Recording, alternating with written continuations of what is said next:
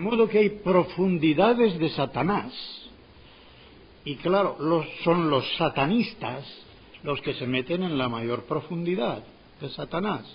Pero también, y seguramente todos o casi todos lo sabéis, todo lo que huele a ocultismo entra dentro de las profundidades de Satanás. Por eso no se puede jugar con cosas de ocultismo, no se puede jugar, no hay juguetes válidos para eso.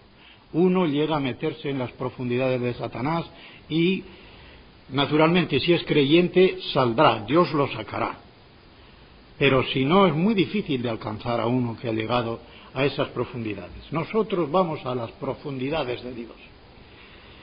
Y necesitamos de una manera especial al Paráclito, al intérprete, que es el Espíritu Santo. Pero siempre guiados por la palabra de Dios. El Espíritu Santo no puede ir nunca divorciado de la palabra de Dios, porque la palabra con mayúscula hecha persona es el Hijo. Y de la misma manera que el Hijo no puede separarse del Espíritu Santo, el Espíritu Santo tampoco puede separarse del Hijo. Esto tiene una proyección muy grande cuando nos metemos en cosas, diré, como carismatismo y cosas de estas así, Todo lo que tiene que ver con el Espíritu ha de estar equilibrado con lo que tiene que decir con la palabra. Vamos pues a intentar primero un estudio que será no solamente doctrinal, sino devocional, sobre el misterio de la Trinidad o de la trinadeidad, como también se dice, porque es como he dicho, un prerequisito totalmente necesario para entrar en la cristología. Toda palabra o concepto que ustedes vean que les suena difícil o que no lo entiendan bien, lo apunten para la segunda hora en el diálogo o en el tiempo de preguntas. Por el Nuevo Testamento, aunque nunca en la Biblia sale la palabra Trinidad, sabemos que hay tres, que son persona, y por lo tanto, tres personas dentro de un solo Dios, es decir, de una sola y misma naturaleza, esencia, como se la quiera llamar. Esa naturaleza o esencia, por lo tanto, subsiste, es común a esas tres personas, cuyos nombres, bien dados por el Nuevo Testamento, los conocemos especialmente desde que salen en Mateo 28, 19, cuando se le manda a la Iglesia bautizar en el nombre del Padre y del Hijo y del Espíritu Santo, como dice el original. Esto significa que ha de haber un orden en las personas divinas, puesto que el Nuevo Testamento siempre las pone, y no solamente un orden. No hay un orden propiamente dicho de superioridad, aunque ya hablaremos de esto después. Hay un orden que se llama de origen. De origen quiere decir que una persona tiene su origen en otra. El Padre es el que comunica y da origen, el que comunica la naturaleza divina al Hijo y al Espíritu Santo. El Hijo se llama precisamente Hijo porque procede de un Padre.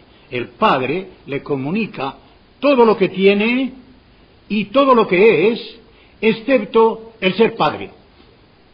Porque de lo contrario sería padre de otro padre. Eso no puede ser. Es padre de un hijo. Como el Hijo no puede ser padre tampoco, sino hijo de un Padre. Dentro de la Trinidad. ¿Cómo le comunica esta naturaleza divina? El Nuevo Testamento nos dice que es por generación, porque se le llama hijo. ¿Qué clase de generación en un espíritu? Pues tiene que ser una generación espiritual, una generación eterna, porque si el Padre es Padre eternamente, es porque tiene eternamente un hijo. El apóstol Juan en su primera epístola, en el capítulo 2, y creo que es el versículo 22, tiene una lógica contundente cuando dice: el que niega al Hijo, también niega al Padre. Tampoco tiene el Padre. ¿Qué lógica tan contundente?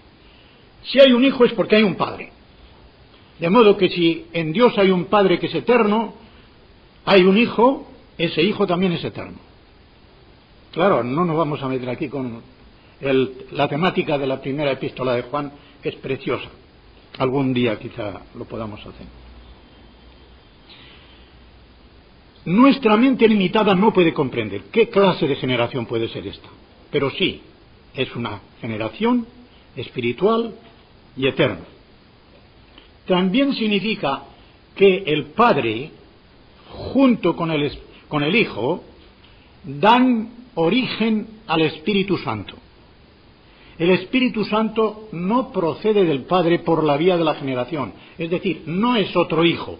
Dios no tiene dos hijos divinos, tiene un solo hijo divino. El otro se le llama Espíritu. El aliento personal de Dios Padre y de Dios Hijo es la tercera persona a la cual llamamos Espíritu Santo. Tengo aquí el original contra el cual no hay apelación. El texto crítico griego del Nuevo Testamento. Voy a leerles el versículo 26 del capítulo 15 de Juan. Les voy a decir una cosa, esta idea la leí de un misionero norteamericano que decía: no hay mejor tratado del Espíritu Santo en ningún libro, ni en la Biblia, mejor que el que tenemos en los capítulos 14, 15 y 16 del Evangelio de San Juan. Cuando se leen bien estos tres capítulos y se meditan, la cantidad de doctrina acerca de la Trinidad, pero especialmente del Espíritu Santo, es fabulosa. Y este versículo lo voy a decir como debe traducirse del original, porque ni aun esta, que es la que yo revisé, la Reina Valera 1977, lo tiene exactamente. No voy a decir por qué. Había limitaciones de no salirse demasiado de otras ediciones de la Reina Valera, pero yo mismo lo he corregido con bolígrafo. Tengo Efesios completamente hecho una calamidad porque he puesto del original con bolígrafo todo lo que debe ponerse. Dice así: cuando venga el Paráclito. Paráclito es una voz griega que significa kletos, llamado, para, junto a.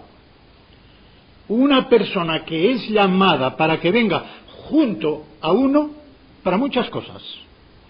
Para ayudarle, para iluminarle, para servirle de abogado, para servirle de consolador. Todas estas cosas significa.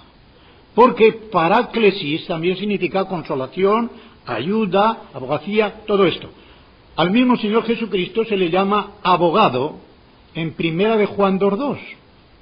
Otro abogado. Jesucristo es el abogado junto al Padre en el cielo.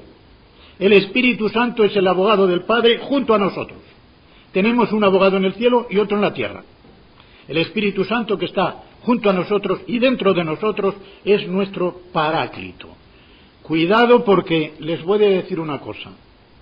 No hay que sacar las cosas de quicio. Ustedes leerán en muchos libros de doctrina que una de las razones por las cuales el Espíritu Santo tiene que ser persona es porque están en masculino los pronombres de estas porciones de Juan. Esto es gramaticalmente falso. No quiere decir que el Espíritu Santo no sea persona, pero que haya que sacar la cosa de quicio de lo que pone en masculino, no hay de qué. Los pronombres masculinos no conciertan con neuma, espíritu, sino con parácletos, masculino. Esto es una cosa que se me ocurre ahora, pero es que me da grima de que todos den en el mismo clavo falso. No hace falta para eso, ¿verdad? Incluso hay en Romanos un versículo claro en que está neuma y luego viene el pronombre neutro, porque no hay ninguna otra cosa a la que referirse. De modo que dice: cuando venga el Paráclito, al cual yo enviaré a vosotros desde el lado del Padre, pie de la letra,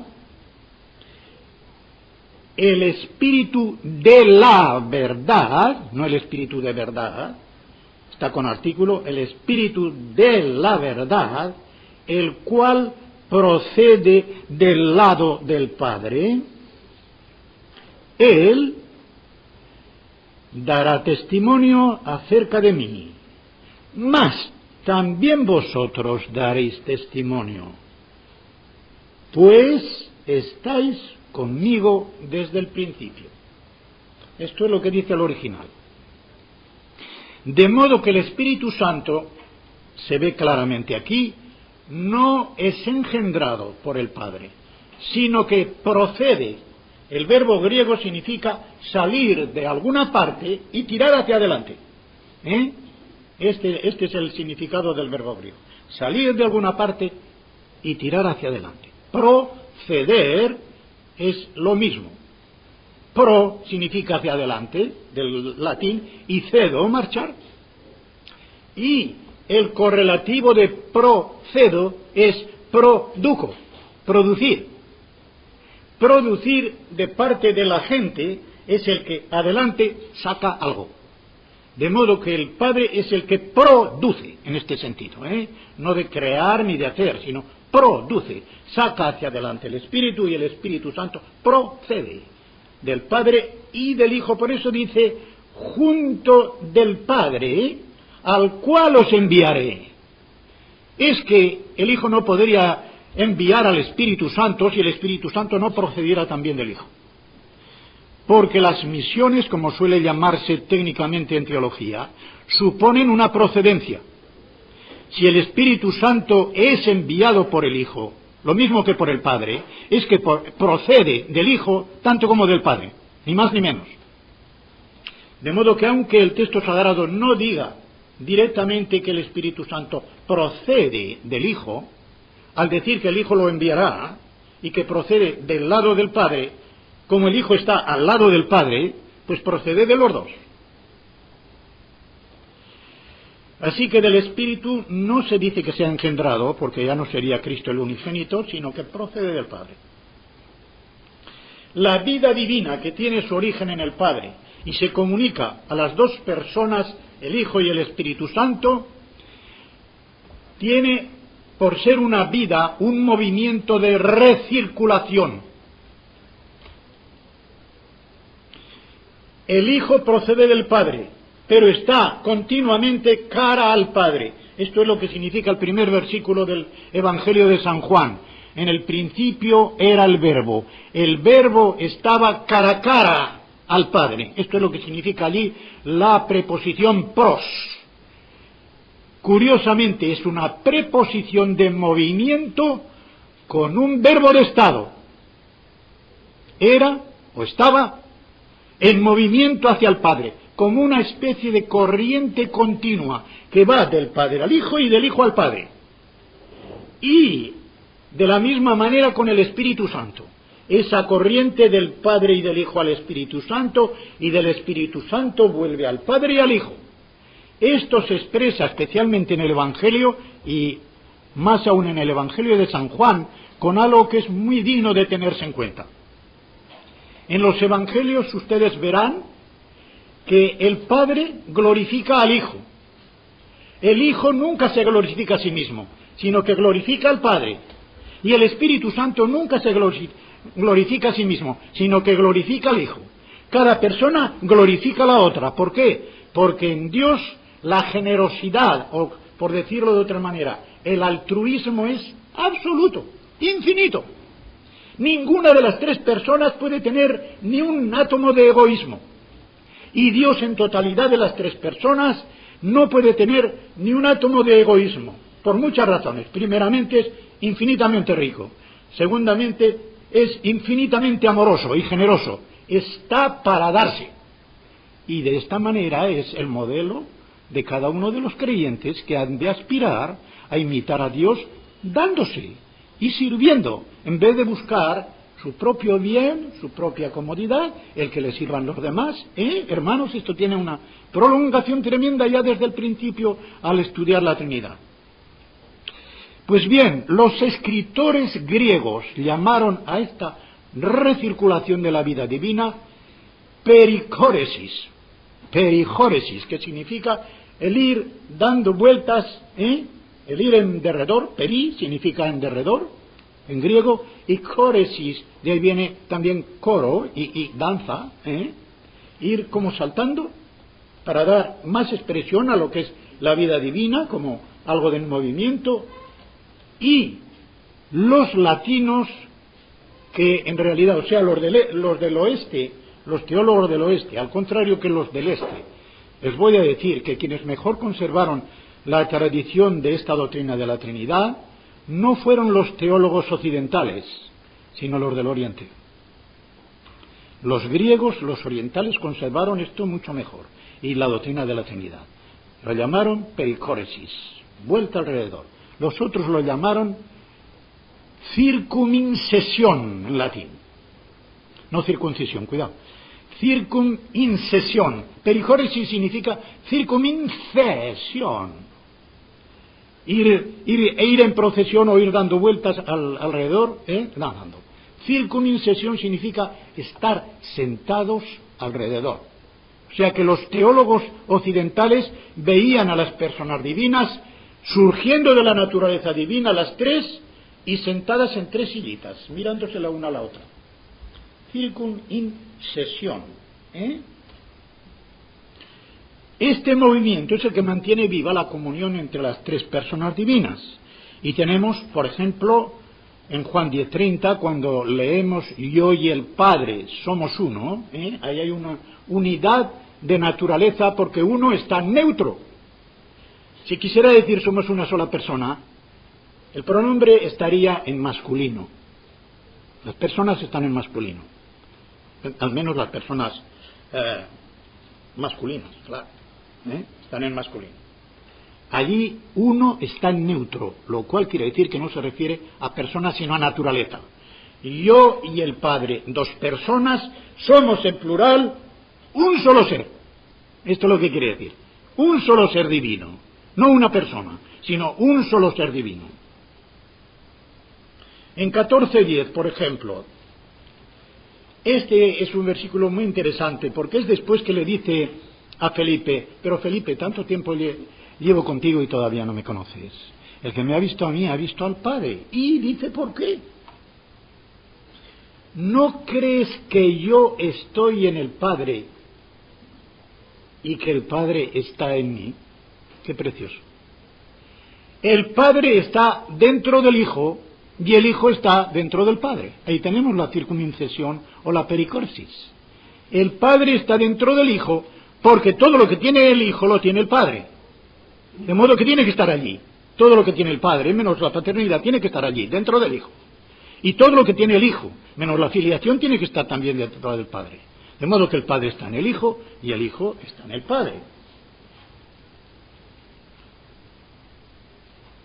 Las palabras que yo os hablo, no las hablo por mi propia cuenta, sino que el Padre que mora en mí hace Él las obras. Y no solamente hace Él las obras, Él dice que las palabras que Él pronuncia son las palabras que el Padre le dio para que pronunciara. Y las obras que Él hacía, era el Padre que las hacía. Ahora veremos por qué dice que es el Padre el que las hace, a pesar de que también Él las hacía. En 17:21,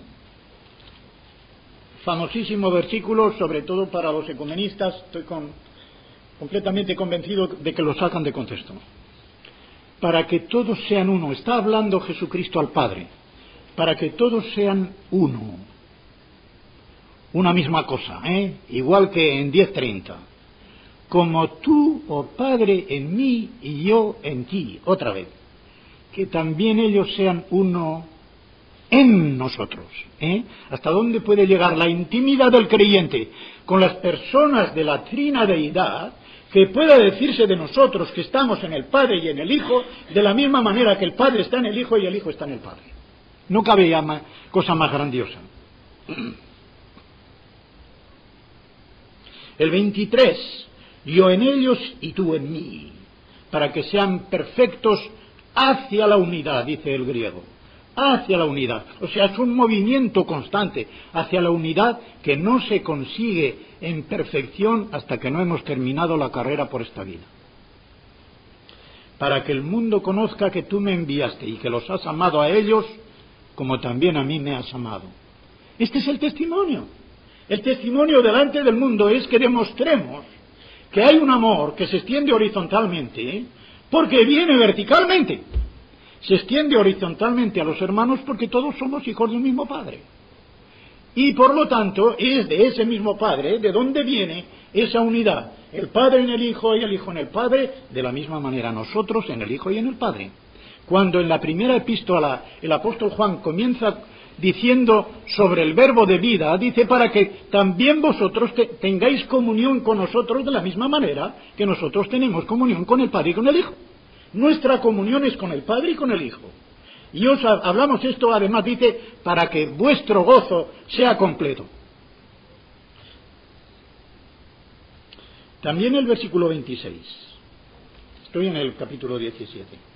Les he dado a conocer tu nombre. Ya saben que nombre en la Biblia no significa una etiqueta. Significa el símbolo de la persona como tal. El nombre es la persona.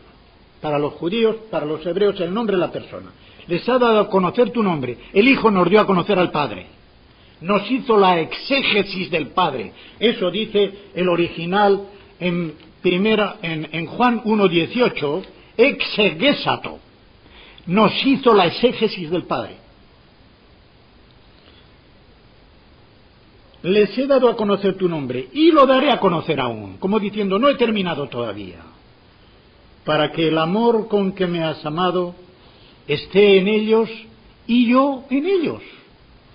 ¿Recuerdan? En la primera de Juan, en el capítulo 4, hay 3 definiciones de Dios en el Nuevo Testamento. Una está en Juan 4:24, donde dice, Dios es espíritu. Nos da su naturaleza. Y otras 2 nos van a dar lo que es en santidad y en amor. Primera de Juan 1:5, Dios es luz, la santidad. Primera de Juan 4, esta vez se repite, para ver que el amor es lo primero y lo mayor. En el versículo 8 y en el versículo 16, Dios es amor. Y en el versículo 16 sigue, comienza diciendo, y nosotros conocemos y creemos en el amor porque Dios es amor. Y el que ama permanece en Dios y Dios en él. ¡Qué cosa tan preciosa! El que ama lo sabemos aquí incluso por lo que es el amor humano. El amor humano llega a producir tal identidad entre los que se aman verdaderamente que es como si estuvieran el uno dentro del otro ya. Pues bien, el que ama está dentro del amor.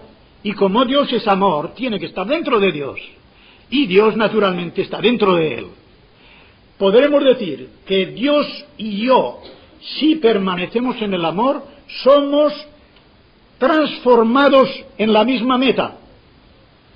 Él no tiene que ser transformado porque es amor. Pero yo sí soy transformado en el amor de Dios y por lo tanto soy transformado en Dios. De alguna manera, en cuanto cabe a una criatura limitada, somos transformados en Dios. Cuando Agustín de Hipona estaba hablando de aquello que tenemos en el capítulo 5 de Mateo, acerca de los tesoros. No os hagáis tesoros en la tierra, haceos tesoros en el cielo. Y termina diciendo, porque donde está tu tesoro, está tu corazón. Como diciendo, el tesoro es como un imán, atrae el corazón. Y no solamente lo atrae, lo transforma. Y dice Agustín de Hipona, ¿te das cuenta?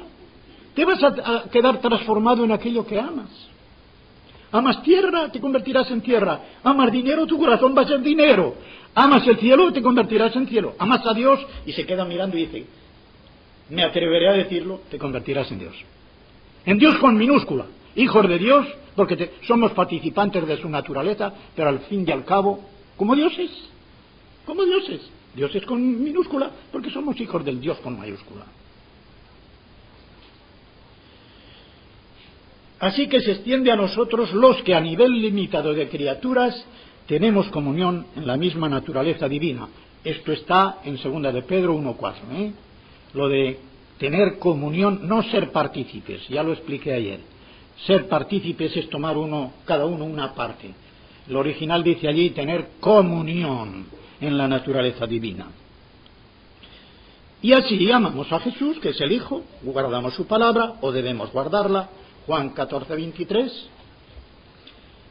Nuestra comunión con el Padre y con el Hijo, naturalmente, es producto del Espíritu Santo en nosotros. El mejor texto que hay para ello es el último versículo, digo el último porque unas Biblias ponen 13 y otras 14, de la 2 Corintios. La gracia del Señor Jesucristo, del Hijo, el amor de Dios, es decir, el Padre. Siempre que en el Nuevo Testamento se dice Dios, Teos, con artículo y sin ninguna otra cualificación, es siempre, sin excepción, Dios el Padre. Si está con artículo o el artículo griego, sin cualificar, Dios verdadero, Dios salvador, solamente Dios es el Padre. Y termina diciendo, y la comunión del Espíritu Santo sea con todos vosotros, amén. Esto quiere decir que si Jesucristo es el que nos ha dado la gracia, porque ya conocéis la gracia del Espíritu Santo, dice el apóstol en 2 Corintios 8:9, ya conocéis la gracia del Señor Jesucristo, el cual siendo rico, por nosotros se hizo pobre para hacernos ricos con su pobreza. Si nos hizo ricos con su pobreza, ¿qué nos hará con su riqueza? Pues bien, la gracia del Hijo. El amor se origina en el Padre porque es el que da origen incluso a las otras dos personas. Y el Espíritu Santo da la comunión porque Él es el que une al Padre y al Hijo dentro de la Trinidad. El Espíritu Santo es la tercera persona que une en amor al Padre y al Hijo dentro de la Trinidad y a nosotros con Dios y a nosotros con nuestros hermanos. Esto es oficio del Espíritu Santo. Así que sirve de vínculo personal amoroso entre el Padre y el Hijo y nos une igualmente con los demás miembros del cuerpo de Cristo. Dado que el Hijo es llamado el Logos en griego, que significa palabra con mensaje, traduce el hebreo davar, que es palabra con mensaje. Hay otra expresión, lo mismo en hebreo que en griego, para decir palabra, que es un dicho. Pero cuando es el Logos, una palabra que lleva un mensaje grande, y aquí el Logos con mayúscula significa que el Hijo entero es una palabra del Padre, pero una palabra personal. Dios el Padre está diciendo esa palabra en su interior desde toda la eternidad. Y cuando el Hijo se hace hombre, esa palabra se encarna y es palabra encarnada, manifestación de Dios el Padre en su persona, en sus palabras, en sus obras, en sus milagros, en todo lo que el Hijo hace encarnado, es revelación, manifestación, exégesis del Padre. El Espíritu es llamado Paráclito, pero también es llamado sello. Es el sello de Dios el Padre y de Dios el Hijo. Voy a explicar en la forma en que yo lo ilustro la imagen del sello, porque creo que es para dar una comprensión perfecta. Cuando uno ha tenido que dar clases de teología, tiene que estar acostumbrado a dar toda clase de ilustraciones. Un sello es un cuño. La mano que empuña ese sello es la mano del Padre. El cuño mismo es el Espíritu Santo. Y la imagen que lleva el cuño aquí es el Hijo. De modo que la mano del Padre hace esto y con el Espíritu Santo pone en nosotros la imagen del Hijo. Por lo tanto, si la palabra que es el Hijo es una expresión, el sello del Espíritu es una impresión. De modo que el amor imprime y la palabra exprime. Expresar significa estar continuamente exprimiendo. Cuando una persona habla, está exprimiendo lo que dice su mente. De modo que por lo que dice, se sabe lo que piensa. Exprimiendo continuamente. Eso es la expresión de la palabra. Pues bien, el Hijo es la expresión continua y eterna del Padre. Dios exprime su naturaleza en el Hijo y ahí está el Hijo eterno como expresión del Padre. Y el Espíritu Santo como sello, impresión eterna del Padre, en todo lo que hace y en todo lo que dice.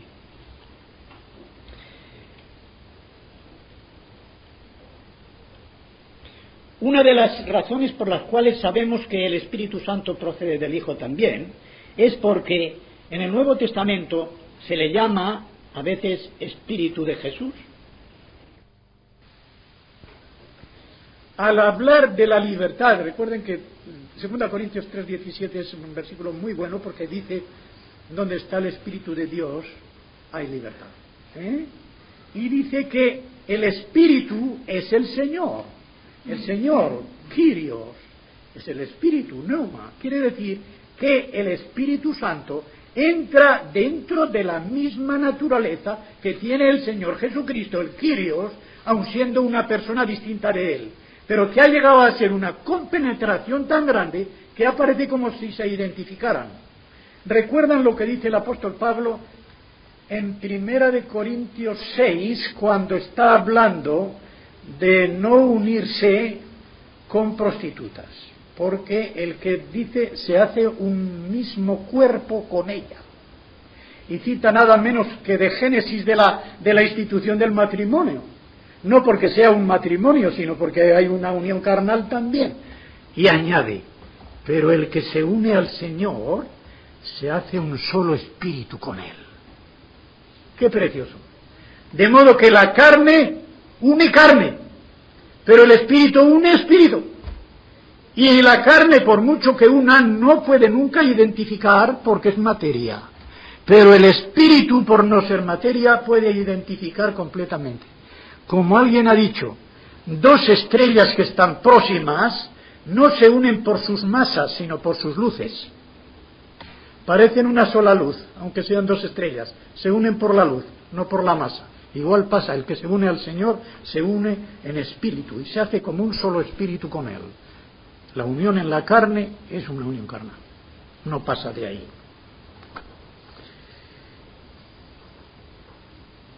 Todo lo que viene veo que lo he dicho ya, qué bien.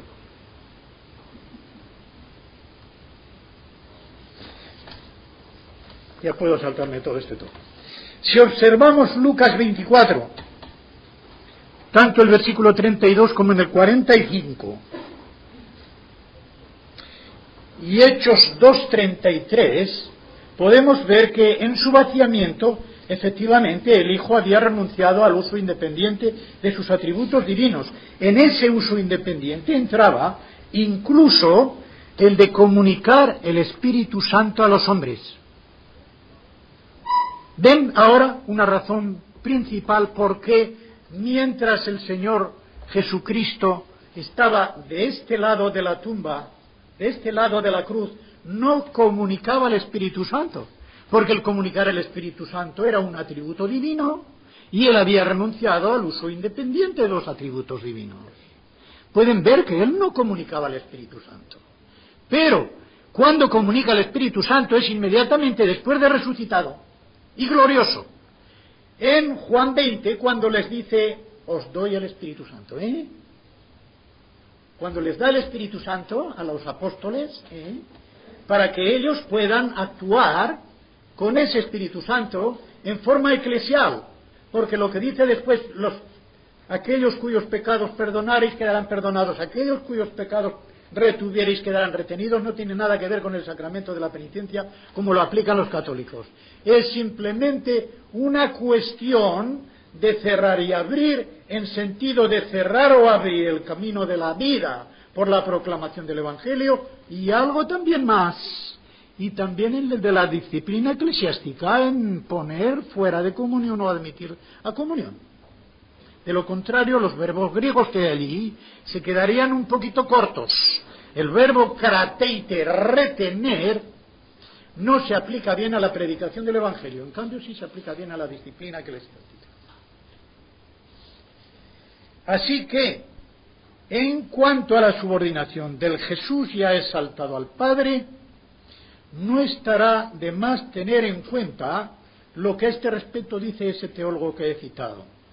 Va incluida al mismo tiempo la permanencia de la entrega a la cruz. Quiere decir que cuando vemos a Cristo resucitado, nunca debemos olvidar que es el Cristo crucificado. Así como cuando vemos al Cristo crucificado, nunca debemos olvidar que es también el Cristo resucitado, que no se quedó en la tumba. Cuando vemos al Cristo resucitado y glorioso para siempre, no olvidemos que es el mismo que fue crucificado y que por eso llevará las señales, las cicatrices de las heridas por toda la eternidad. Por toda la eternidad. Porque por toda la eternidad será Dios hombre.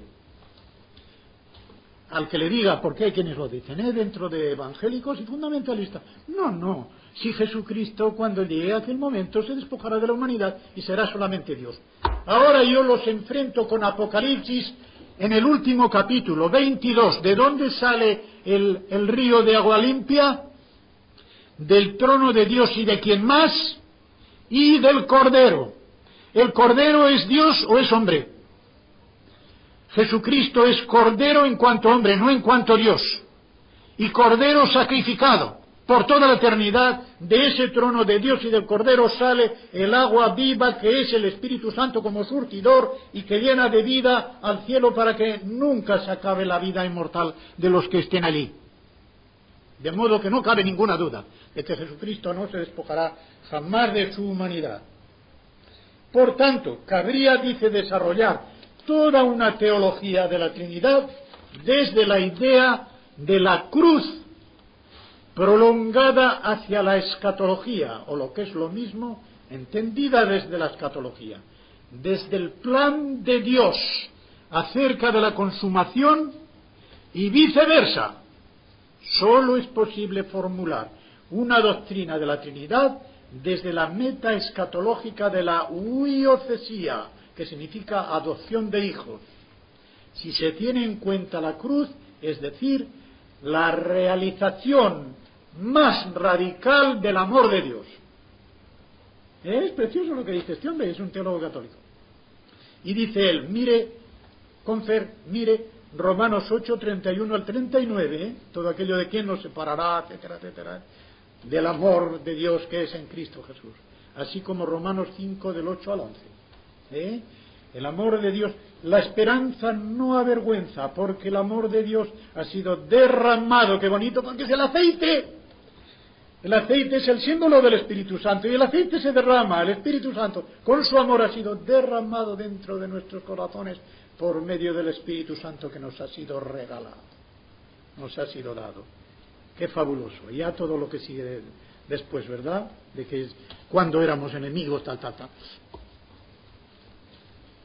Dos últimas consideraciones. Una última consideración, pero es doble. De suma importancia en cuanto a la solidaridad del Hijo unigénito de Dios con los hijos adoptivos que somos los creyentes. Esta consideración incluye dos aspectos que he dicho antes una porque son dos aspectos de una misma verdad. Primera, somos hijos de Dios el Padre. Esto parece una perogrullada, pero si hubieran estado dentro de la Iglesia Católica, allí se dice que no solamente somos hijos del Padre, sino que somos también hijos del Hijo e hijos del Espíritu Santo, porque somos hijos de Dios, y Dios es Padre, Hijo y Espíritu Santo. Falsísimo. Si se afirma que somos hijos de Dios sin distinguir las personas, estamos destruyendo enteramente la enseñanza bíblica sobre la Trinidad. Somos hijos del Padre, hermanos de Jesucristo, hijos del Padre. Segundo, somos hijos del Padre en el Hijo y con el Hijo, quien viene a ser así en cuanto hombre nuestro primogénito. Romanos 8, 14 al 17 y especialmente en el 29, cuando se nos dice que el Espíritu Santo es el que está produciendo en nosotros la imagen del primogénito. Injertados en él, como dice Romanos 6, 5, sinfitoi, plantados con él, complantados con él, literalmente, para estar con él. Ya no hay ninguna condenación, ni mucha ni poca. Romanos 8.1. ¿Para quiénes? Para los que están en. Los que están en Cristo, los que están en Jesús, los que están en el Hijo. La segunda parte, no es que les dé yo permiso. La edición crítica del Nuevo Testamento les da permiso para que quiten la segunda parte del versículo primero porque es falsa. Dice los que no andamos según la carne, sino según el Espíritu. El andar no tiene que ver nada con la unión, tiene que ver con la comunión.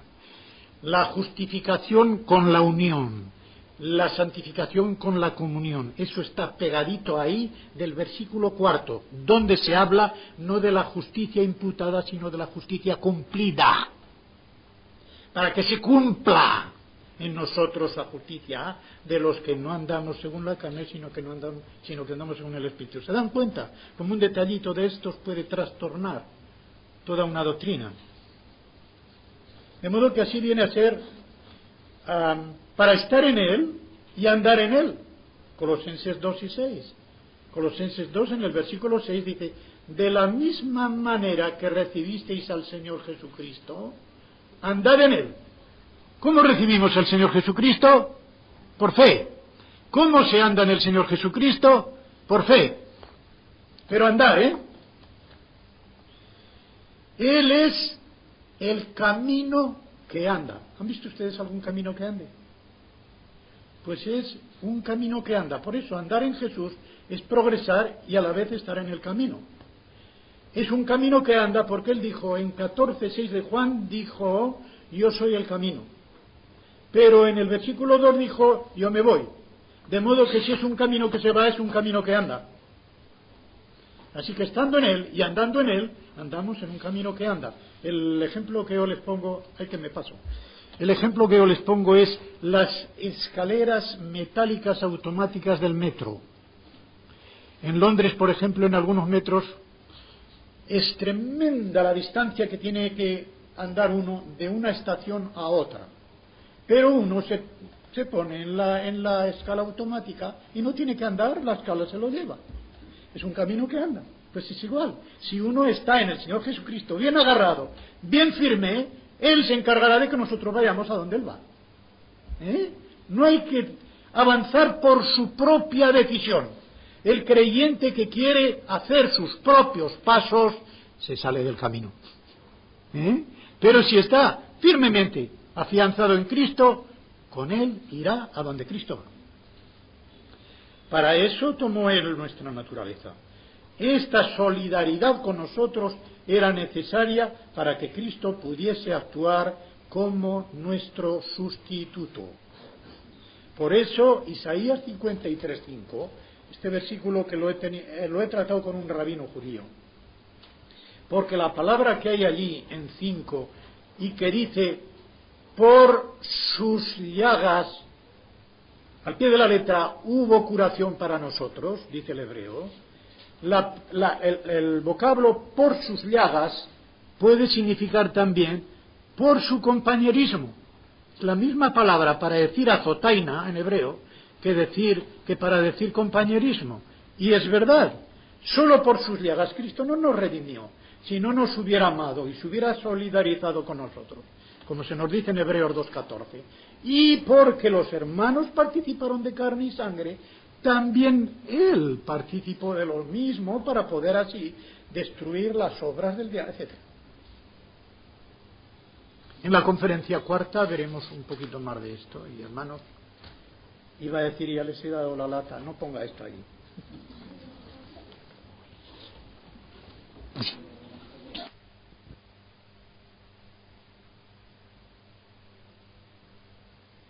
Concierne a lo que diremos mañana.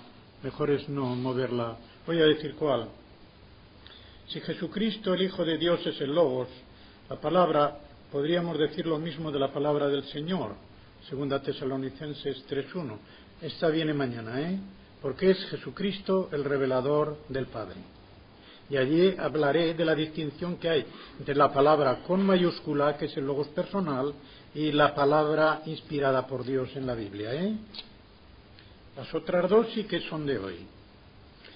La primera dice: ¿qué base tenemos para decir que el Señor tendrá las llagas de la cruz por toda la eternidad. No tengo que decir quién la dice, ¿no? Aunque está firmada. La indicación que yo he hecho antes es a base del último capítulo de la Biblia, que no solamente por ser el último capítulo, sino por referirse a lo último de la revelación, que es la eternidad.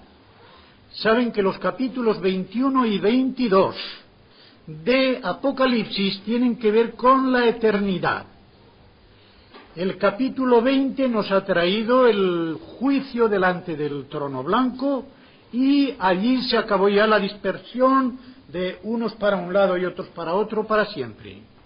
Viene la eternidad y en ese último capítulo, como he dicho, el río de agua viva. Vamos a verlo cómo lo pone. Después me mostró un río limpio de agua de vida, o de agua viva, resplandeciente como cristal, que salía del trono de Dios y del Cordero. El Cordero significa Jesucristo, Hijo de Dios, encarnado y crucificado. Es Cordero en cuanto a que es inmolado. Y aquí empalmo con otro versículo del mismo Apocalipsis muy importante, que está en el capítulo 5. El capítulo 4 de Apocalipsis es el capítulo del Creador y el himno de la creación. El capítulo 5 es el capítulo del Redentor y el himno al Redentor. Por eso va a entrar por primera vez el Cordero, en este sentido. 5:5 de Apocalipsis dice: uno de los ancianos me dijo, no llores más. Juan estaba llorando porque no había nadie que pudiera abrir el libro de la historia futura. Solo lo sabe Dios. ¿Quién lo iba a abrir? Pues alguien que fuese Dios. El Cordero lo iba a abrir. Iba a decir todo lo que faltaba por suceder. He aquí que el león de la tribu de Judá, la raíz de David, ha vencido para abrir el libro y desatar sus 7 sellos. Y ahora viene lo gordo. Él está esperando ver un león y lo que ve es un cordero. ¿Jesucristo es león y cordero a la vez? Sí. León en cuanto a que vence, cordero en cuanto a que es inmolado. Vamos a ver en qué forma se le aparece el cordero. Un cordero en pie como inmolado. Esa es la frase. Un cordero en pie como inmolado. ¿Qué quiere decir? Estaba en pie porque estaba vivo, pero estaba como inmolado, literalmente como degollado, ¿será? ¿Qué es lo que se hacía con los corderos? Aunque Jesucristo no fue degollado, sino que fue crucificado, pero para seguir la metáfora había que decir degollado, ¿eh? En el original, vamos a ver el original de 5:6. Pero tiene que ser el verbo degollar.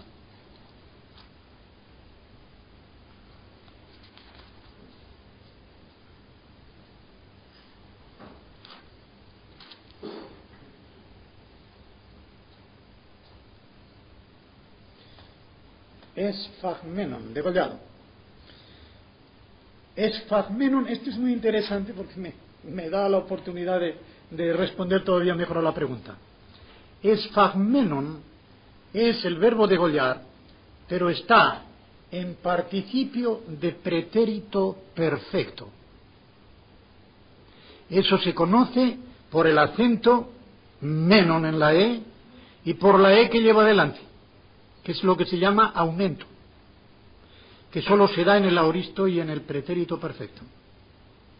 De lo contrario estaría solamente esphagmenon, pero no la E. Pretérito perfecto en griego quiere decir que es una acción del pasado que continúa indefinidamente. Esa acción continúa indefinidamente. Por ejemplo, si dice perdonado y está en pretérito perfecto, para siempre. Santificado está en pretérito perfecto, para siempre. Una acción del pasado que dura siempre. En cambio, el aoristo indefinido es una acción para. Como cuando dice si decimos que no hemos pecado es pretérito perfecto en castellano, pero no en griego. En griego está en aoristo.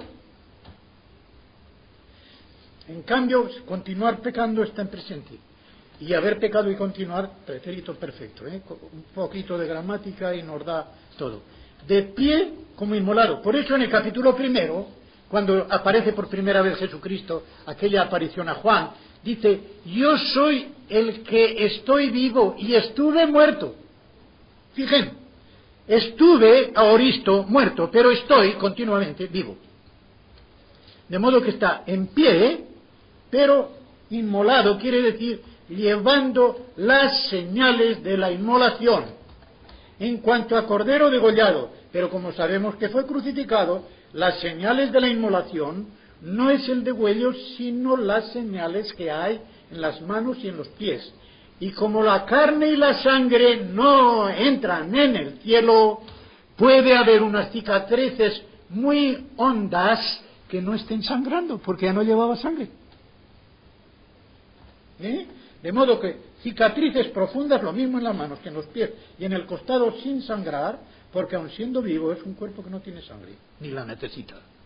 La sangre es la que corrompe. Se saca sangre totalmente a un cadáver y tarda mucho más en corromperse. Por eso se saca la sangre antes de embalsamar. De modo que de estas cosas conjuntas vemos que sin duda ninguna el Señor durante toda la eternidad conservará las cicatrices en las manos.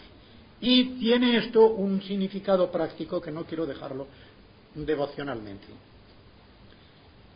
Precisamente porque eternamente tendrá las señales en las manos, eternamente estaremos movidos a alabarle, porque Él nos rescató por medio del derramamiento de su sangre en la cruz. Eternamente el mismo motivo. Creo que lo dije ayer, el himno escrito por una señora que no recuerdo su nombre, y que dice, cuando yo vaya allí al cielo, no miraré a la corona, sino a las llagas de sus manos. Nos dará motivo durante toda la eternidad, que nunca se acaba, con esas llagas a alabarle por el amor que nos tuvo. José Luis, puedo decir ahora su nombre. Queda pregunta. Dice, si el Padre es fuente de origen de la bondad, ¿puede expresarla aparte del Hijo? Creo que pone que es esto lo que ha puesto, no firma, pero como no está con letras mayúsculas, creo que es así, ¿no? Aparte del Hijo. No puede expresarla aparte del Hijo, si eso quiere decir que al Hijo se le deja a un lado. Pero el que expresa la palabra es el Padre. El Hijo es la palabra expresada, lo cual no quiere decir que el Hijo se quede sin palabra. El Hijo tiene una palabra divina que Él expresa, pero mediante esa palabra divina suya Él no engendra a nadie. Solamente el Padre es el que, pronunciando una palabra personal, engendra al Hijo. ¿Me entienden ahora? De la misma manera que el Hijo sabe lo mismo que sabe el Padre. Por ejemplo, pongámoslos en la eternidad, donde Él no se ha disminuido nada, antes de hacerse hombre. El Hijo sabe lo mismo que el Padre, entiende lo mismo que el Padre, dice en su interior lo mismo que el Padre. Pero ese saber, ese ver, ese entender, no es productivo de una persona, sino solamente en el Padre. Es una distinción teológica muy fina. Cuando estudiábamos teología nosotros lo veíamos muy claro, porque distinguíamos entre lo esencial, lo nocional y lo personal. De modo que expresador de la palabra viva es personal del Padre, esencial de los tres, pero personal del Padre. Expirar al Espíritu Santo es personal del Padre y del Hijo conjuntamente. Nocional, si se toman por separado, esencial de los tres. no el expirar, el amor personal del Espíritu Santo es amor personal en el Espíritu Santo, nocional en el Padre y en el Hijo y esencial en las tres personas, o sea, como Dios. No sé si me he expresado de una manera que pueda entenderse, pero sí, entiendan esto. El Padre es fuente de origen de todo, de la bondad e incluso de la palabra que es el Hijo.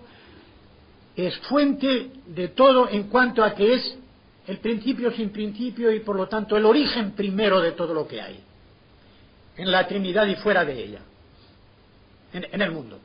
Las demás personas lo tienen todo, pero no son el origen de ello, lo tienen recibido del Padre.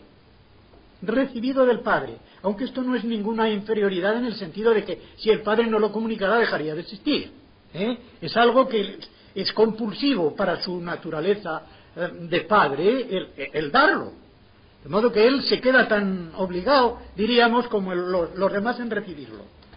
Así que él no puede expresar la bondad sin el Hijo, pero él es la primera fuente de la bondad. Y el Hijo la expresa en cuanto a que la ha recibido comunicada del Padre. ¿Está bien?